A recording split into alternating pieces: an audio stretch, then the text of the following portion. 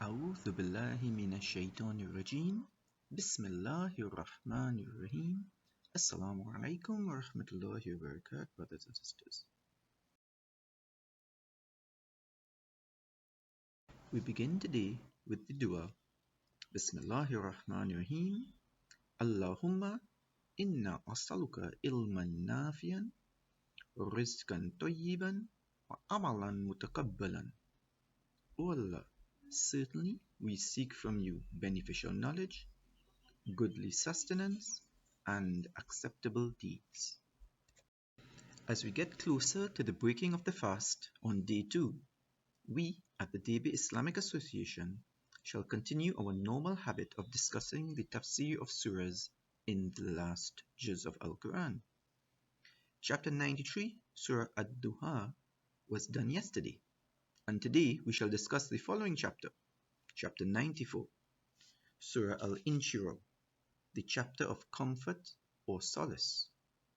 It is also known as Surah Ash-Shahr, the chapter of the opening of the heart. Please be reminded that the full tafsir of these surahs cannot be done in our 10 to 15 minute time frame, and this is only a drop in the ocean of its full meaning. As we continue, this surah is said to have been the 12th revealed surah and was sent down immediately after Surah Ad-Duha. They were similar as they were both sent to console the Nabi sallallahu alaihi wasallam.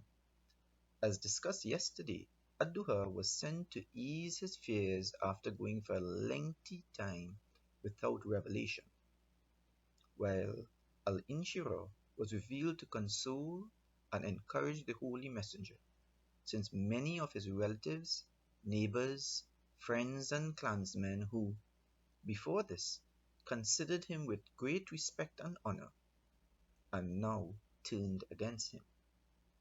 Just as a little reminder, this means that they were revealed in the earlier stages of prophethood, before the migration to Medina. These Makkan surahs are generally based on teaching Islamic beliefs and fundamentals. Let's compare the characteristics of the Makkan society at that time, in what was commonly known as Jahiliyyah, the period of ignorance, compared to the characteristics of our Prophet Muhammad sallallahu alaihi wasallam. Makkan society pivoted on their love for idol worship, as reflected by the many idols around the Kaaba, in the Kaaba, and even at the Mount Safa and Marwa, while Prophet Muhammad was completely against it. This will be discussed in more detail in Surah Al-Kafirun, inshallah. Makkan society were warlike, with a penchant for the strong oppressing the weak, while the Nabi was known as the protector of the orphans and the widows, the weak. The Makkans were well known for their immoral affections to drinking, gambling, and divination of arrows, while Muhammad was described in the Holy Quran as the possessor of sublime morals. The people of Jahiliyyah also had little to no interest in reading and writing, while in stark contrast, our Nabi was quoted as saying, "If anyone travels on a road in search of knowledge, Allah will cause him to travel on one of the roads of paradise."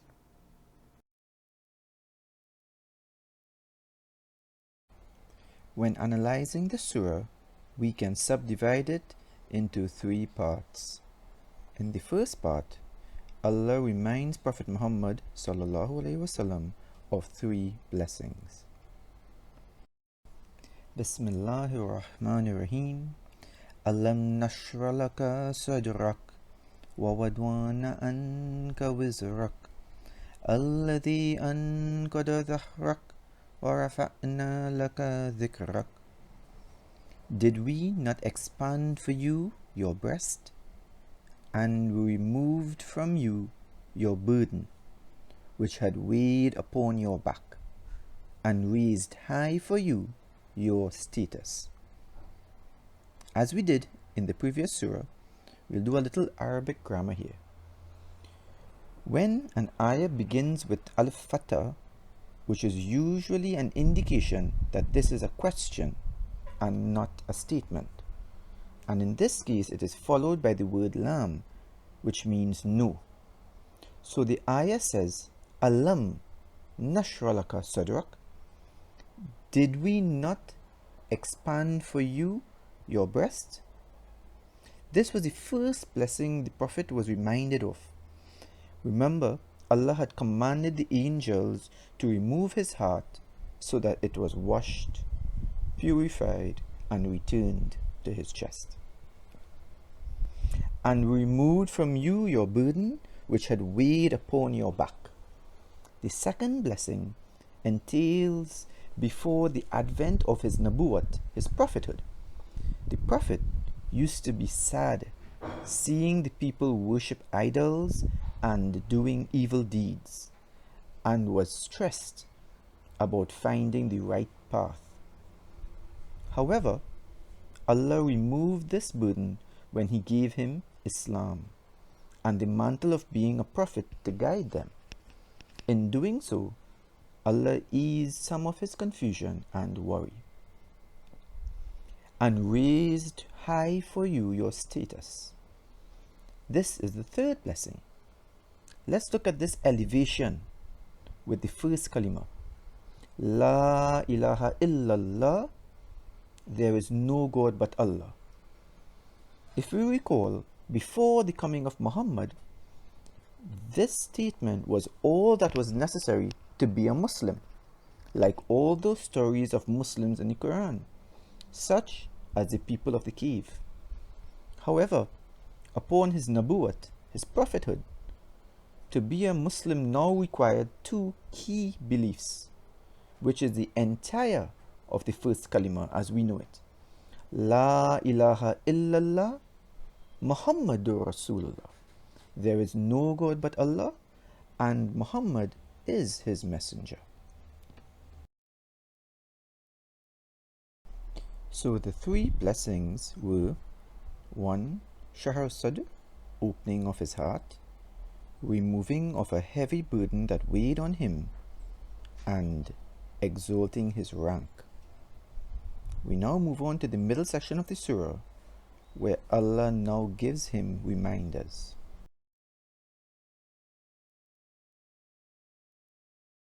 فَإِنَّ مَعَ الْعُسْرِ يُسْرًا إِنَّ مَعَ الْعُسْرِ يُسْرًا.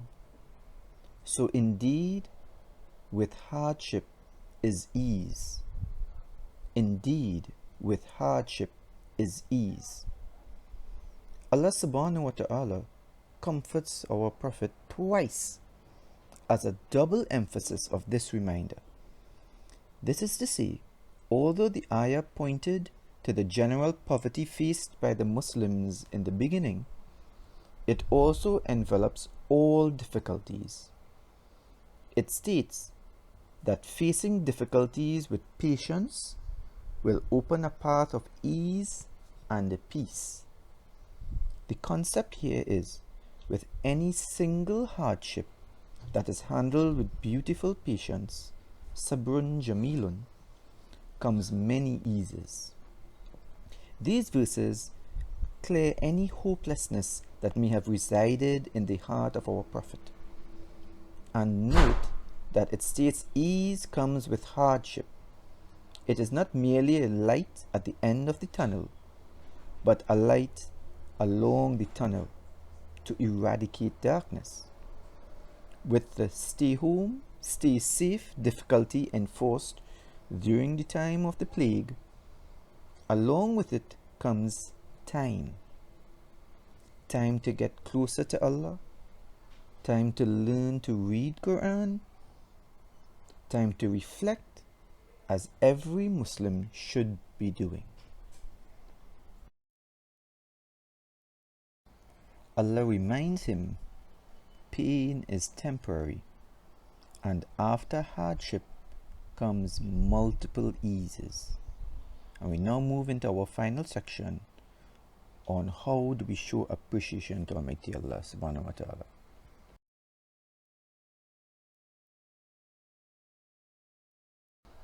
فإذا فرغت فانصب وإلى ربك فارغب. So when you have finished the hard labor, then turn to your Lord your attention. It is a command to persist with one's duties, finishing one and starting another, to work hard and avoid being idle or lazy. Do you remember when the Hafiz completes the Quran with Surah Nas? This usually happens in the 19th rakat of Taraweeh, and then he immediately recommences the Holy Quran in the 20th rakat with Surah Baqarah. And to your Lord direct your attention. With this, Allah ends the surah, that with every task and every obstacle, we must show our appreciation to Allah. We can do this by giving charity, helping others, reading Quran, and praying. In conclusion, this surah was sent to soothe the anxiety of our Nabi, and Allah demonstrated this by 3 blessings, reminders to him, and showing him what to do.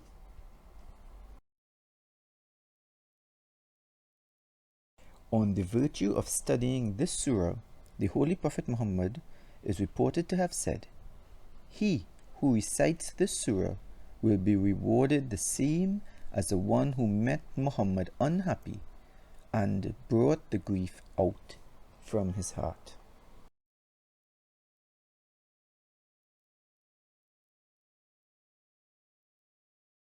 Tomorrow, Insha'Allah, we shall go on to the next surah, At-Teen, chapter 95.